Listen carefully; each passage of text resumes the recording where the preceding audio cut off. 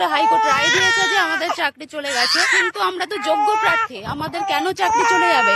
যারা দুর্নীতি করেছে, টাকা দিয়ে ঢুকেছে, আমরা চাই অবশ্যই তাদের চাকরি চলে যাক বা তারা শাস্তি পাক, কিন্তু তার জন্য যোগ্যরা কি অপরাধ করেছে যে যোগ্যরা শাস্তি পাবে? আজকে এইটুকু দুধের শিশুকে নিয়ে রাস্তায় নামতে হয়েছে, এর দায়টা কে নেবে? রাতে ঘুম নেই, খাওয়া নেই, সব বন্ধ হয়ে গেছে।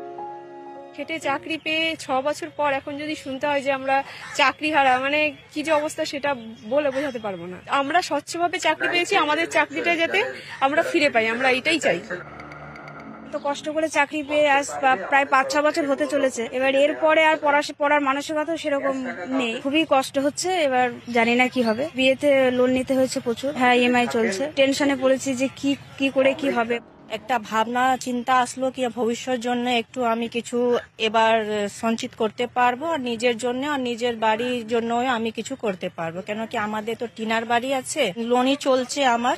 এখন সাডেনলি এমনি নিউজটা, এমনি খবরটা আমাদের জন্য অনেকও মানে মানসিক একটা আমাদেরকে জুঝতে হচ্ছে কি এবার কি হবে।